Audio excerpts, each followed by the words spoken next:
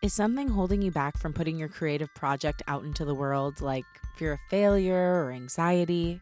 Do you feel you know your soul's purpose, or are you still searching? Today's guest has an incredible ability to blend the spiritual and practical to help creatives, and specifically filmmakers, go after their dreams, and she will share wisdom on how you can do the same. Welcome to Unleash Your Inner Creative with Lauren LaGrasso.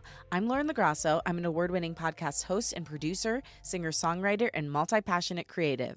This show sits at the intersection of creativity, mental health, self-development, and spirituality, and it is meant to give you tools to love, trust, and know yourself enough to claim your right to creativity and pursue whatever it is that's on your heart. Today's guest is Rebekah Louisa Smith. She's an award-winning film festival strategist and founder of the Film Festival Doctor. From humble beginnings working as a personal assistant at corporate companies, she worked her way up to become an award-winning consultant and media personality who now has more than 10 years of film festival strategy consulting experience. Her company has won more than 2,000 awards for its clients, including an Academy Award nomination, and has supported nearly 850 creatives across the world, inspiring their journey toward achieving their goals and following their dreams. I wanted to have Rebekah on the show because she has great practical tips on how to find your purpose, manage your fear of failure, and super practical tips on how to pitch yourself for projects, and specifically how you, if you're a filmmaker, actor, writer, director, can get into film festivals. She is so passionate about what she does and speaks about it in such an interesting way that I, somebody who has really no current desire to make a film or be in a film or do anything surrounding film. I mean, I'd be in a film, but whatever. I'm not pursuing it currently. I left that conversation with her being like, I need to go make a film right now. No matter what your creative outlet is, this conversation will help you realize that there are practical steps to get wherever it is that you want to be and to get in front of the people that can actually help you get to the next level.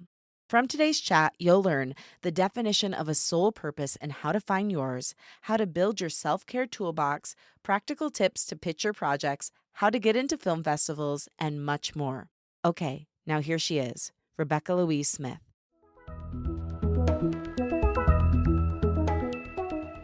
Rebekah, I am so excited to have you on Unleash Your Inner Creative. I literally just told you before we started recording, I'm Lauren Louise. We both have such a passion for helping fellow creatives, and I just feel so much synergy with you already. So thank you for being here. Thank you. It's great to be here. I also love your pink because my house is pink. Me too. I always say I want to live in a cupcake, and that's what I'm trying to make happen. So, okay, speaking of pink, I feel like pink, creativity, they're all connected to the inner child and honoring the inner child. And I'm curious because I always love tracing the lines to figure out what were the signs that you'd end up doing what you do today. What were the signs in your early childhood that you would end up becoming the film festival doctor if you look back? Yeah, it's so interesting you say that because I never thought I'd be a film festival strategist. How old I'm now, I'm 41 years old. I'd be doing this because my original dream was going to be a hairdresser. But I always had in my DNA, there was always a connection to the creative industry because my dad was the head of creativity for Central TV, which is a channel in the UK, like a station such as like HBO Max. And he'd be the one, always working in that area to create the content and programming and producing. So it was always kind of it's in the family, and it was always in the TV and the media world. I always liked to organize things. That was my mom was a PA. So it's kind of like going to go that direction anyway. I think I just fused the two together, but not in hairdressing, in the world of film festivals. Right. That makes sense. And when you say PA, was she a personal assistant or a production assistant? A personal assistant. So Okay. she'd always be working closely with CEOs and MDs. Yeah. And I mean, in your bio, it starts like this.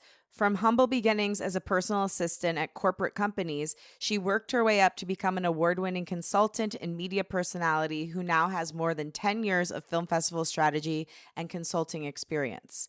So I'm curious, I know you also have a PhD, so you literally are the film doctor, but could you take us how you went from PA to PhD to film festival doctor?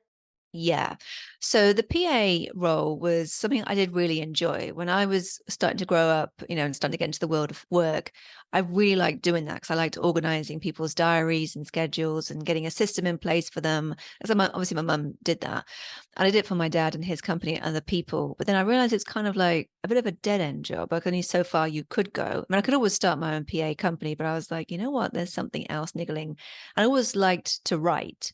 And then a friend of mine said, "Oh, you should now, when you're at university, maybe just develop your writing more by doing like a master's degree and then maybe even a PhD." Because I was very interested in the world of Quentin Tarantino. You can tell the Pulp Fiction poster in my back. I always like to do a lot of research on Tarantino. So I thought, oh, I'll develop it further. But I realized when I was doing the PhD that I was enjoying it to a degree because I really was fascinated with Tarantino and looking at all this research and looking at how his fans responded to his films emotionally and all this kind of thing. It was good.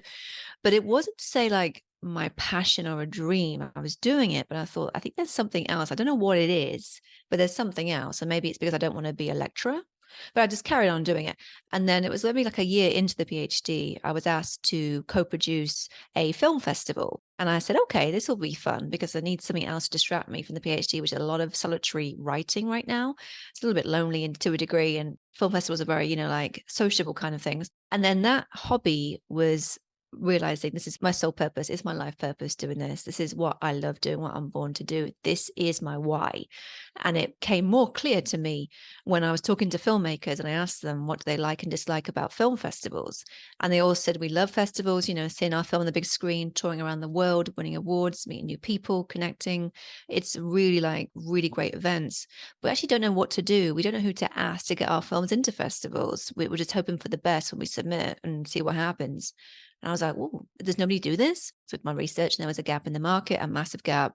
And I thought, I can do this because I think I'm supposed to be doing this. I'm going to just go with my gut here and just develop it and become the film festival doctor. Yeah, I love that. And it's so true. Like, I think the biggest thing that artists are usually lacking is an advocate. They have all this art, they have such a ready heart, they're ready to do the work. But then when it comes to the business part of it, it just feels so daunting because most of us just frankly aren't trained in that area. And many of us don't feel at home in that area. So to have somebody to be your ally and advocate is so powerful. I've heard you in many interviews use the word soul purpose. How do you define that? So, soul purpose is what you are meant to do. It's what your soul wants to do. It's what you were born to do. You're put on earth to do that particular thing, whatever it might be. Your sole purpose is, for example, you can do this thing, whether it be being a social media manager for Instagram, let's say, or being the film festival doctor, being a festival strategist. You can do it forever. You can go through breakfast, lunch, dinner without having to stop. You're constantly motivated, you're disciplined, and you really enjoy living it. You get immersed and it feels like you're home and what you should be doing. It's not having to get up and sigh and like, oh, here we go, another day at the office, or dreading it. It's the opposite. It's pure thrill and being sublime and engrossed in what you do. So I have a question for you because I feel like one thing I find from a lot of artists is they feel like they have found their soul purpose, but it feels like their soul purpose doesn't want them back. Yeah. Do you think that's still a soul purpose? If it feels like you're having to like bash your head against the wall, do you have to take yourself away, zoom out and say like what is it that I really want here? Yeah, it would be more like, what is it that I really want? It could be maybe that area which they think they're born to do is a different area. They need to find their niche more. So, for example, if they're, say, a director, but they're just like, it's becoming hard work, but it's not as easy or free flowing, or you feel really at home doing would be, say, maybe script writing or producing or continuity editor, for example, on film, then maybe that's what you should focus on more. I have a lot of that. So, a good point you bring that up because there are creatives that come to me and think this is a really hard shoot. It was, one of the worst things I've ever done, but they're part of the film, but they realize that, they can't really do producing and directing. They feel Mm. better just focusing purely on the directing aspect, the creative part, and not raising the money and doing all that stuff with producing because it's too much and it's a separate person's job. Something like that, for example. So how if somebody is in that position, like for instance, with me, I went through this with acting. When I moved to LA, all I wanted to do was act. And I thought I had found my purpose and it felt so important to me. But acting didn't want me back. And it was torturous trying to get that thing, getting doors slammed in my face over and over and over again. I found my way, but I'm curious from your perspective because I know you have a lot of advice on rejection, how to find yourself again after rejection, how to find your passion again. Like, how can a person like me back in 2011 who thought they found their soul purpose refine and find something that feels more in flow? Yeah. Refinement's important. That's like bringing down your niche and what you're really good at. I know you say like niche in the US, as I'm British Oh, originally. niche is correct. Sometimes I say niche. I think I say niche now. So niche is safe here. Really homing in on your niche is important. So, for example, like, in the world of creativity, in the film industry, there's many different roles and different things people could do. And it can be that people think that their dream is to be, say, an actor, actress, but it's just not working out because there's something better for you. And it's really defining what you want and where that lies. Sometimes it's not always like in a massively different industry, like a corporate world. It's going to be in the creative world. But normally what that means is figuring out like, what is it that I really am good at and can I monetize from this? So, for example, a friend of mine was convinced, she thought she was going to be an actress, but then she realized that she enjoyed parts of it, but what she preferred was presenting. Mm. And then she went on to do a lot of presenting for a chat show, TV show. It was on YouTube. It does really well. But then she just said, the acting and doing like these big, heavy, dramatic roles or comedy roles, she was like, I'm not quite there. So I have a talent where I'm like got a warm kind of like personality and I can really like sing people in. But I'm better when I do that as a chat show host than I am with a screenplay and trying to develop a character. There's two different big things there. So it's really homing in on what aspect it is and that getting the niche down. It's like, for example, with social media can be like people say, I'm a social media guru. Well, what aspect is it? Do you specialize in Pinterest or Instagram or Facebook, LinkedIn? You have to use them all differently or X now. And also, what aspect are you good at? Is it creating content, video content, or graphics? It's getting really like micro kind of niche and figuring out what aspect it is to really draw upon, and really develop. So something's there, but it's just stripping it down to like these little elements and then thinking, right, it's that and it's connected with this. That's great advice. I know you've written so many books at this point, but you do have one where you talk about the power of blending both practical business skills and spiritual techniques that have led to your company's growth. Yes. Can you speak more to this? I'm so curious about it. Like, why is it important to blend the practical and the spiritual? I think it's kind of compulsory to do that nowadays because it's important that you do have the practical things, that being obviously your KPIs, your systems, but your basic business nuts and bolts and infrastructure in place and knowing kind of like how to run it and how to get your leads and how to manage your leads in your business and be a businesswoman. That's crucial. Having a good email system, people need those kind of things.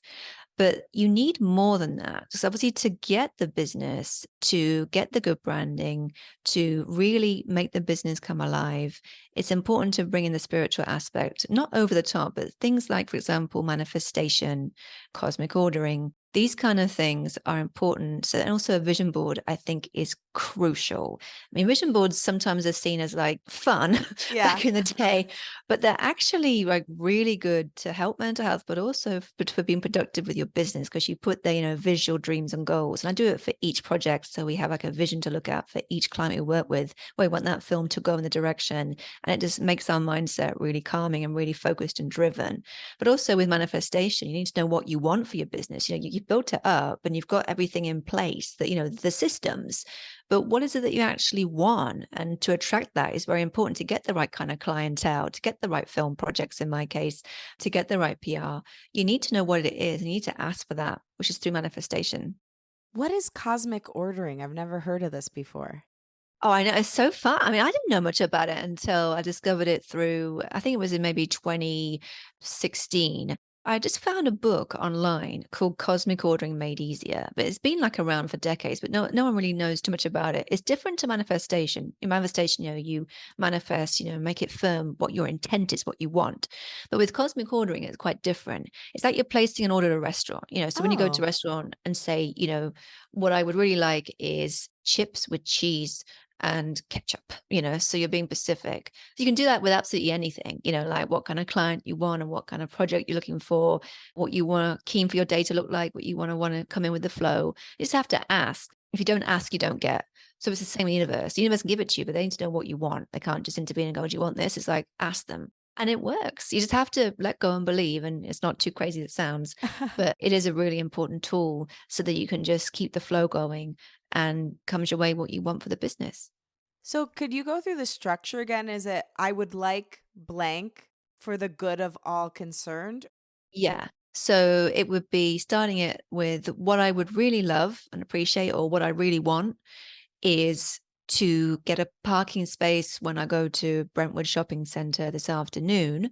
At the end, you say, for the good of all concerned. Because what that means is that, it's for the good of everybody in the world for you to get that parking space. It's not selfish. It's just put it out there for good of all concerned. And then places the order. And it was taught by a woman called, she actually published a book for me, Born to Do It. She runs a company called Butterfly House, Ellen. And Ellen Watts is brilliant because she makes that very easy, because it can be overly complicated sometimes with some books that I read before, but hers is very simple and layman's terms. And that's all you need to implement that in your business. I love that. And then for manifestation, there's so many different thoughts and theories out there on it. What is your specific method of manifestation that you use for your business? Detail. So putting things like, it'd be really nice if I could get a client in China is not very specific. So you could say, it is my intent. My next client has a very strong short film that originates from China. That's what it needs to be. So not like it would be nice, just affirming it is my intent. This is what I want. It is my intent to work with more filmmakers from China. It is my intent to work with more actresses and do more production work in New York, so affirming that. And then you can also make a vision board to put those manifestations on. It's like a vision board of your, career. And the universe needs words and pictures. So having what you want and pictures then helps you imagine it's already there, and also gives out the right signals. So do you do these things for every single desire? So you would you like if you had this dream of having the client in China, would you have your manifestation, your cosmic ordering, and a vision board for that one specific thing? Yeah. So what I'd normally would do is I'd have, say, that would be like my business vision board. So it'd be focused upon career. Because some vision boards can be, I think you might already know this, but some vision boards can be quite a mixture where they'll have all sorts of things like, personal, career, money, that a whole kind of thing, wisdom. They can have like a lot of stuff on them. But I like to separate them. So they're for either each project or for each area of my life. So that would be business and personal and health and wisdom, etc. So be on the business one. And I put on there, the goals for the business, and for example, pictures of awards and China and filmmakers, famous filmmakers from China, that quality level of filmmaking, that kind of thing, along with the manifestations. And then when I'm having, say, like a day where I want to like really get a good productive week, I put in those orders like, well, I want this to kind of come through so I can develop, plant the seed and then grow it, and manifest what I want that way by asking for it more specifically. That's great. And on top of this awesome book that you have, Born to Do It, becoming the leader of business niche using powerful spiritual and practical tools. That's it. Yeah. That's right. Yep. You've also just now written Film Festivals and Looking After Your Mental Health, which you are offering to the world for free, which is such a beautiful offering. And you say this book came to fruition when you noticed certain triggers happening when filmmakers receive rejection letters from film festivals. Yeah. Can you tell me more about this, how this creative idea came in and why it's so needed? Yeah, so it was around, say, because my business launched, I had like a soft launch in 2010, and then it officially kind of became what we call in the UK, because I was in the UK at the time when I launched a limited company in 2011. And festivals at that point, there was more and more were developing, and there was lots more becoming Oscar qualified and BAFTA qualified. And it was getting very competitive. By around, say, 2014, I'd noticed this pattern where filmmakers were beginning to take rejection very personally, or they weren't able to really cope with it very well, because obviously all filmmakers, a lot of them all want to go to the same festivals, the big ones, to have the launch there and have their film seen there, obviously. So it became like a common goal for them, but also very difficult to get into because of the number of submissions they receive. Nobody can get in.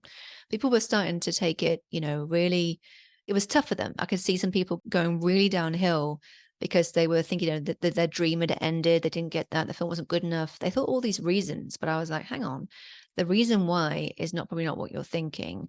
And there needs to be, I saw at that point when the seed got planted, there needs to be a different way to approach rejection. And obviously rejection, more and more rejection kept coming in because more and more festivals came in, more films started getting made. So there was a lot more rejection coming in. Like, for example, Sundance received over 12,000 short film submissions. And they only picked 56. So I began to look at this more, and I realized that what filmmakers need is to integrate looking after their mental health into their festival strategy, and to also make sure their festival strategy is very targeted for their film. And there's no festivals that it won't get into, but very focused, very specific, and also like a self-care toolbox as well, because that was what was missing. Some filmmakers were like, hoping for the best and going really big and not looking at their film and where best to place it, which was then getting more rejection and more mental health issues. This is all such great advice. I mean, rejection's a huge thing we talk about on the show because I think it's what prevents people from even trying to go after their dreams a lot of the Yeah. time. The fear of rejection, the pain of rejection once it does happen. What are your top tips for rejection and how to not take it personally? So the thing I would say now, in terms of like from the context of film festivals, to not take it personally, is to think of it as it just didn't quite fit. Like your film didn't quite fit for that festival for whatever reason, but it might not be negative. So a lot of the time with rejection, as they don't know the reasons why, people think it was a bad review or they didn't like the film. It's rare that can be the case. So just see it as, okay, that festival wasn't quite the right fit. Whether they like it or not, it wasn't quite the right fit. There'll be another festival coming in that'll be even better. That'll be just the right match, and we'll get all your goals achieved. Hey, creative, if you love the show and it has meant a lot to you, could you do me a favor? Rate and review on Apple, give it a review on Spotify, share it with a friend. These things all make a major difference in a podcaster's life and in growing their show. And I really want to build up this community of creatives who love, trust, and know themselves, and love, trust, and deeply know others. So if you could do that and share the show with someone you care about, that would mean so much. All right, I love you. How do you advise artists separate their worth from the outcome of their work? That can be hard. That's a good point you say that, because I have two people now who are finding it hard to detach emotionally.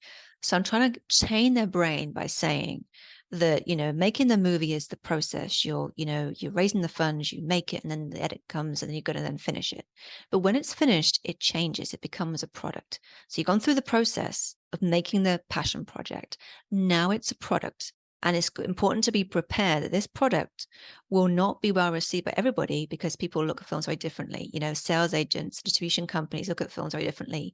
They don't care about the blood, sweat, and tears, neither do film festivals. So it's important now to build up that resilience and think of it now as that you've made it. You've learned a lot from this. I know you're proud of it, but now it becomes a product, and to detach emotionally from how people respond to that product and do not take anything personally. So separate you from the film, because you've been so immersed in the film, raising the money and making it and all that stuff that comes with it, and all the dramas and all that kind of thing that comes with the film. It's now important that you step away, take time away from it, but just separate the attachment and the emotions that away, and see it now. And it's something that's having its own journey, and we'll see how much love it gets and what reception it gets. But you're not involved in this product anymore. You finished it. It's time to step away and treat it as a separate entity.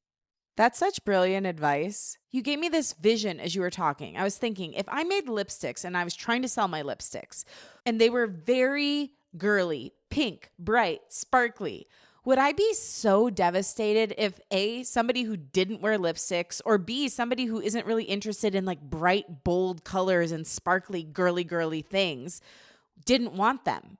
No, I would market it to the people who I knew for sure would be interested in something like that. But for some reason, at least for me, when it comes to my art, it feels crushing that not everybody gets it. It makes sense that if we're doing the equivalent of that with our art, trying to sell to a market that just doesn't want what we're doing, we're going to feel like failures when really we just weren't delivering it to the people that would need it, want it, and appreciate it. It's so important to make sure you're selling to the right audience. And thinking of it like once you've pushed out the creative baby and it's done and it's packaged, it's a product, is such a great emotional and mental separation.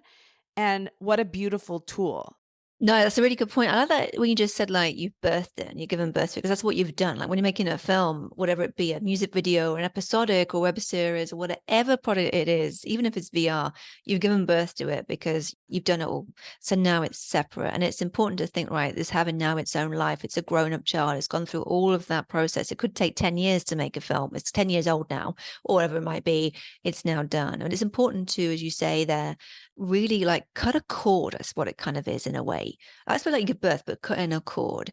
I mean, there's a client at the moment I'm working with, and it's finding it hard. It's taking him longer because the film is about a disability that he has. So he's finding that very hard to detach. And I'm saying right now, you need to take time away from it and then see it now as it's product. It's not going to take overnight. Just take a bit of time away from it. And when you come in with a fresh pair of eyes and then you're doing other things or like you see it now as what it is, it'll be an easier journey for you. Mm. And you mentioned a self care toolbox. What are some of the tools you recommend putting in that box? In that box. The most important book to put in that box is a book called The Four Agreements by Don Miguel Ruiz. That is a brilliant book because it tells you how not to take things personally. Obviously, that's crucial when it comes to festival rejections. It's a really good book. I love that book. It's really, really good. And it just tells you, like, when I say to you, like, don't take it personally, it tells you kind of how and to never assume. You assume it's the other person or it's the other thing where it's it's their internal politics that got to work out. They might not have liked it, they might have loved it, they might not be able to find room, but you cannot assume anything you don't know. But it just tells you how to do that over like a nice sized book. So that's top in the bag. Other things I recommend in this toolbox would be meditation techniques. There's plenty of meditation apps. Just general basic meditation is really good when you've had like a long day at a festival or on a sale, whatever kind of creative process. It's really good to detach and meditate. Also, another part of the toolbox is your vision board kit to make sure you have that ready, how to do them properly, and emotional freedom technique, how to use that, because that's really good, which is tapping on certain emotional points in the body and how to get that in balance if you're having a day when you're out of sync or out of sorts. If it's say you just got a rejection come out of the blue, you're like, oh, where's that come from? And you didn't expect it to happen or you were expecting it to be different. That can just get you grounded and recenter to remember those key things that we discussed. I know it's easier said than done sometimes, but it takes practice. But it's not going to take years. It just means commitment to making that little toolbox and having that little, bag with you. When you go out, say, with a baby, you take the little like diaper change bag. It's the same kind of thing, but it's for your own mental health and well-being. But they're the key elements I'd recommend because they're quick and simple to do and learn, but also very essential. Yeah. And I mean, you're speaking from experience. So you're not like just saying, hey, do this, because you've been very open about dealing with your own anxiety and how it upticked during the pandemic. And I know I also have anxiety. I know many or most of the people listening do. I think most of the people on earth right now, especially deeply sensitive people, are in some sort of anxiety or have dealt with it. What are your top tools to move through particularly anxious moments in your life and business? One thing is, first of all, is when you get like the anxiety, if you can't see the answer or what might come in and when and how, is to kind of let go of that and to trust and believe because you put it out there, you got the right energy behind it, and it's now just letting go. And other things that you could do that would be good interest to distract from. So painting or walking or whatever it might be, or even something that's not linked to film, that's still creative but is not linked with film is a good exit, and not to think of that thing that might be bugging you. That's a really important thing. Even walking in nature is something that's free and easy, can do a hell of a lot. I do that every single day because when I've in the mornings, my mornings go crazy because I've got ton of differences with the UK and the USA. And obviously I'm based in the US, but half the time I'm visiting also other parts of the world. So I have all that stuff in the morning and the evening, afternoon, like by 2 o'clock. I'm ready to go for my nice long walk, do an hour and a half, and then come back and just feel like energized and grounded is really important. When you say in nature, are you actually like going through the woods or is it enough to walk by an individual tree? The woods, not so much the woods, but say a nice green area, yes, around Yes. here. You can find greenery anywhere you might be. Even if you're in London or New York, there's greenery outside. Even just traveling out and not looking at your phone, put the phone away, and then come back to that later on when you're back in the office is really crucial. I used to do it, but I always nick at the phone when I was younger, and I was like, no, no, this is not the right way. And I was told it wasn't. And then I thought, yeah, just better without doing that. It takes a long time to get to that point. But for me, it was. But then it's quite simple. You're just walking, as you're just immersed in the walk and the nature. You don't know the phone's in your bag when it's on silent. Oh, love it. So, since the doctor is in, aka you, I thought I would get some good tips for the health of our filmmaker, actor, writers out there because you have so many amazing tips when it comes to film, festivals, how to get your stuff out there. If someone listening has a fully produced film and is puzzled on what to do next, like what their first step is to get them into festivals, where should they look? What should they do?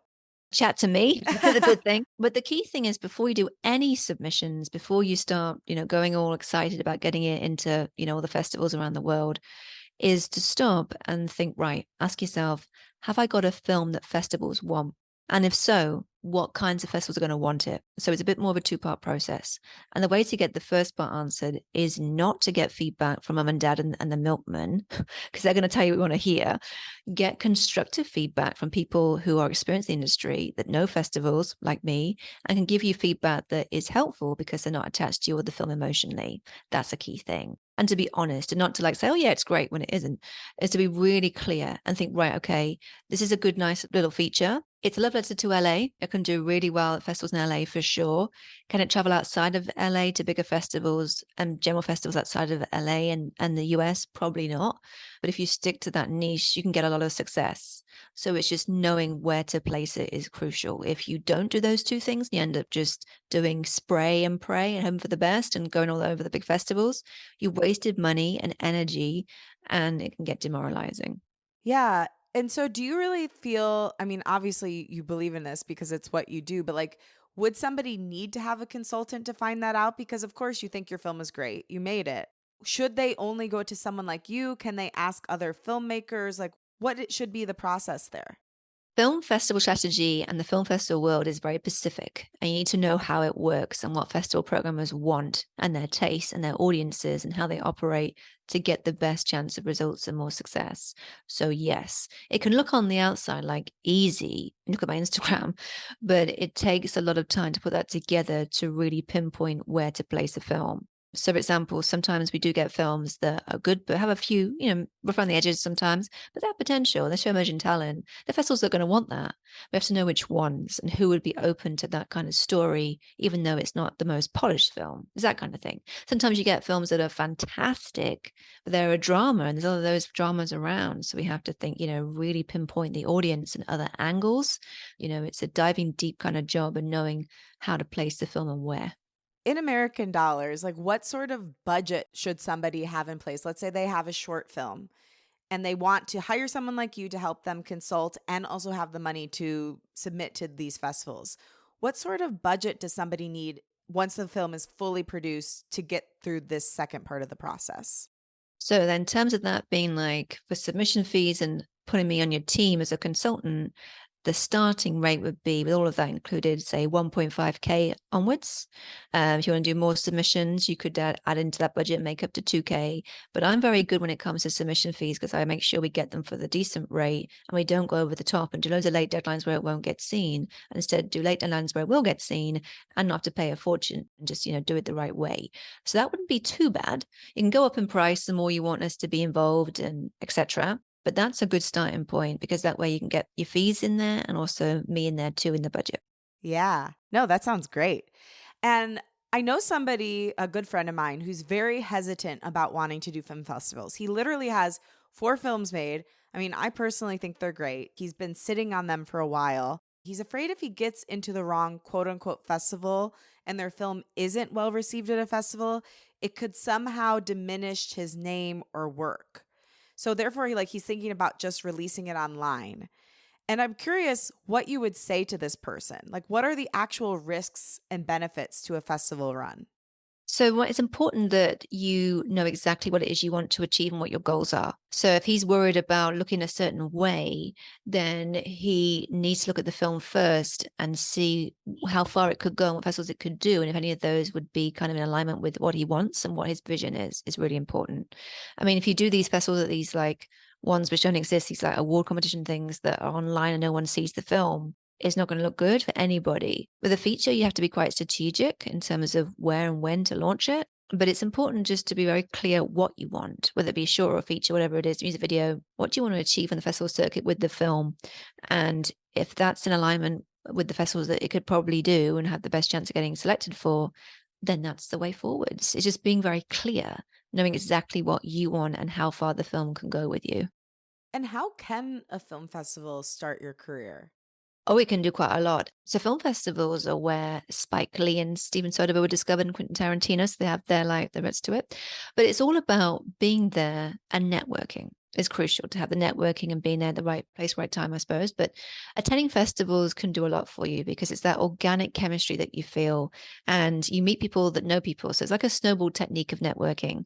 So you meet people who you get on with really well. And then it just becomes then they know someone else that could be good to meet for coffee in LA or New York or somewhere or Dallas. Build relationships that last the amount of time. It's really important nowadays. It wasn't back in the day when I began this. It's really important to have a good Instagram page. Not people like using Instagram, but it's really important because people nowadays at festivals will go, all right, what's the Instagram? Then what's the phone number? What's the email? That does come in the conversation, but the first thing normally is Instagram to check what you've done and like trust to build up and see what you're about. It's pretty crucial. So that would be important to have your Instagram polished and, up to date and obviously really good to not just impress people, but it's to to bond with people. They can do a lot for you. That you can get more from it if you're there. So it's important to attend than just not attending. And if you win something and you're not there, then it's great to put that for your socials. But attending more festivals and getting the full feel of it, you always meet people at festivals, no matter where it is. There's always people there. At a filmmakers festival, you're going to meet filmmakers and they become then friends and acquaintances. They're the best festivals where they become friends and family. You mentioned Instagram. Like, what do you recommend filmmakers have on their Instagram? Is it clips from their movies? Is it them explaining their process? Like, what have you seen from the people you've worked with have success and connect with people? Yeah. So putting, say, the trailer. So, on top of an Instagram page, you can like put it on what they called it Pinned? a pin to the top. So putting the trailer of the latest work they're proud of in their latest film is important. Any press that might have been in something like Deadline, Variety, or other kind of publications, for example, that's, good to put on there that's had attraction and, showing maybe one of your best achievements is good for the top three on the pin to the top. And then other things on there too would be, showing, doing stuff at festivals, being there at a festival, winning awards and having that celebration, showing behind the scenes, showing being you, at work. Make it more business as you can, not Yeah. too many random selfies, but more like a focus on the business and showing all aspects of your creativity, how you work, your process, the results you have, the celebration of it all. That is a very positive Instagram. And obviously on the top part, making it clear who you are. Like you put filmmaker or director if you're a director, just do directing, or producer director or screenwriter, whatever it might be, or filmmaker if you do all of it. And putting a link to, your website is important, how people can connect with you, putting in like save stories of the highlights that you've had from the festival journey or your filming career, whatever it might be, is really important too. So make sure it's updated frequently and that you're responsive on it and that you react to it and that you respond to emails, respond to DMs and comments too. And do you recommend somebody has a personal one as well as one for their production company, or would you just say combine the two? It depends how big the production company is. I really combine them. It's really important. So you could like put the website could be the link to the production company, which should be fine. Having one for the film can not always work out very well, can be a bit of an extra draw and a bit of a drag. Having one for you is most important. If it's like a big production company where there's lots of things going on, Ridley Scott creative, then yes. But if it's say like, one that's got good projects and it just needs just the one page to combine with you, then that needs to be it. I have two, one for my company and one for me. But the one for me is more like as I am my brand, everything's pretty much on there. And the other one about the company is more of an educational piece for like new filmmakers and that kind of key highlights. So really the one to go to is my main Instagram at Rebekah Film Doctor, because that has everything everything that I do on there, which is film festivals, strategy, client results, and all that kind of things, and what we do and how we do it. So it's like a one-stop shop. I'm curious because, you said don't spray and pray, which I think is just in general great advice. um, but when someone's applying to these festivals, is there a sweet spot for how many they apply to, or is it kind of just dependent situation to situation? I've always kind of thought, and it's how it tends to work well, is submitting to like around 45 or more is really good because it takes like a lot to get a result. So normally the ratio is like one invite out of 11 submissions is a good result nowadays because it's competitive. So, 45 is a good sweet spot. If you can do more, great, but obviously they all have to be relevant. So there's no a limited amount. You can do as many as you want, as long as they're relevant to you and that, you can get something from them. But I think the minimum I like to do is like between, 35, 45 is a good amount. So you're going to see the patterns easily from there. Like see where, is it getting into more festivals that are for short films in the US or short films in Europe? Is it getting into more festivals that are for women filmmakers? And it is generally, you can then just look at the patterns and there's about lucky time to do more submissions to that kind of niche. So you know exactly where to place it. Great advice, because that friend of mine I was telling you about, he applied to like five and then was feeling, oh, I didn't get into the five. So, yeah, from your reaction, I see that's just not enough. And that's really good information to know. Let's say you do a festival, it goes well, you win an award even. Then what do you do? How do you make the most out of that in post? So definitely, go on social media all over the place, put it on the website, make it prominent, get really good pictures, get Mm. pictures and good video footage, it's a moment to cherish and to put it out there and so because it's a big event and a big milestone. Also, what's important as well is if you can afford to, is get a press release. So this film wins whatever award, top award at Holly Shorts, for example, or something, is a really good press release to put out there because it's showing that it's winning this kind of award, this kind of level of festival. So if you can do that too, it would really help. And then obviously keep that on a website because it shows a moment in history where there's been change. It could be a film that makes a really important message about diversity, and that means it's something, it's won that award is a big thing.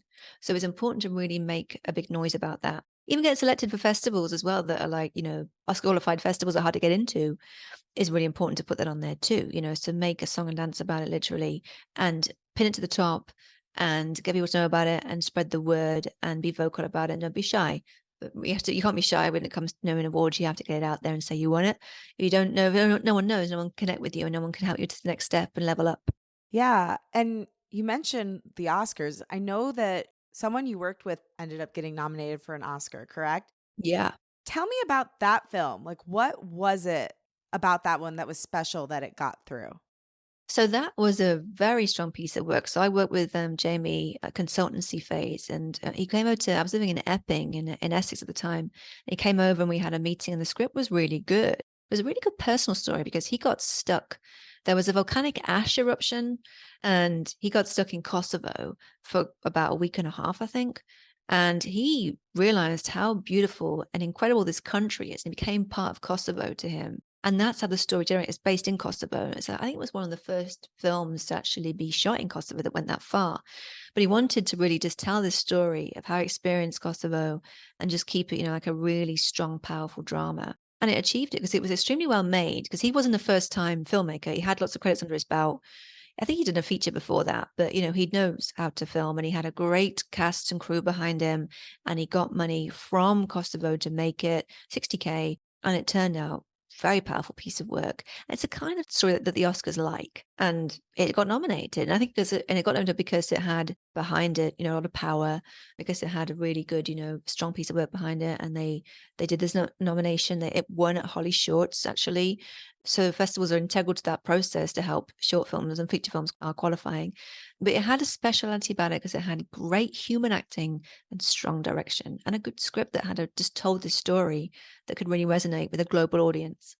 I have a couple questions from that. Number one, is it good? And I'm assuming the answer is yes, for filmmakers to come to you when they have the script so you can point out anything in it that is good for festivals that wouldn't be good, give them notes on how to change it? Absolutely, yes. So it's really good to come early to get the script stage, to then get the script finessed and fine tuned to make it in the best shape it can. Obviously, all about after that, it's all about execution. the execution strong and it goes the right way they want it to go. But it's important at that stage because you can't change in post-production a bad script. Yeah. And can you advise people on execution as well? The best way you do that as well? Yeah. So it's important that you have a cast and crew, and a crew they're all on the same page, and a cast you can deliver and they're the right for the role. So get a casting agent is probably the best thing. And just you have the right strong team around you that share your vision, the director's vision and goals, and have the same energy is really important. And that everything's been planned properly. It's gone to a fine detail. It's really strong in that respect. Everything's been organized properly. There's been plenty of rehearsal. Then it can work. And you've got the backup plans ready in the production is important. Also that you, with the director's point of view, is not to hold back or be safe or vanilla. Take a risk, go forwards with it is really, really important. Because if some people hold back and they don't share the vision they want it to, or they just keep it a bit safe, festivals want to see a strong, daring vision that does not hold back, like Skin and Shock, those two films that are really strong and just show a new talent and a new voice. And then you do that by really stepping out your comfort zone. So don't be afraid. You've got a cast and crew that trust you. So do it. And you mentioned also that the script that ended up getting nominated for an Oscar was the type of script or project that Oscars like. What is the type of project that the Oscars like? So it has a good, strong social message without being too schmaltzy or melodramatic, and really just like good human acting where you can resonate and relate to that. And it feels like you're just not watching a film, but two real people going through this thing and feeling connected and resonating is really important. Sometimes you do see a lot of shorts that don't quite hit that mark because it's not enough development in the script with the characters and the dialogue. But when it's become more real like that, that's what elevates up a whole different level. That's the kind of films that win Oscar qualifying awards because they go to that different kind of point. That's great advice. Speaking of advice, if you could give an artist listening right now who's feeling down and out about their career a piece of advice on just how to keep going and how to take care of themselves, I'm wondering what it would be. First of all, never give up on your dreams and to remember to keep going, because if you stay strong and you know what you want and you put it out there, the right people, places, or things will fall into place for you and it all comes together. Keep going in that process and stick to it and don't go off piste and stay strong, and information will come at the right time. I love it. I can't believe we're already at the end, but I have to ask, what does working with you look like? How can people reach out? Because I think you are offering such an incredible tool. The biggest thing that I see standing between people and their dreams is just knowing what to do with their creations that they have and how to get them to reach people. So I'm so grateful you exist. How can people reach out to you and start working with you? Reach out to me on Instagram, that good on Instagram again. So my Instagram handle, the best one is at Rebekah Film Doctor. That's REBEKAH FILMDR. DM me and I'll definitely pick it up. And also my website, you can connect to my website via email, which is thefilmfestivaldoctor.com. Everything's on there, what we do, how we work, how we operate, and connecting with me. Rebekah, you are a delight. Thank you for everything you do to help artists. I'm so grateful. And from one middle name Louise person to another, thank you for helping us unleash today. Thank you.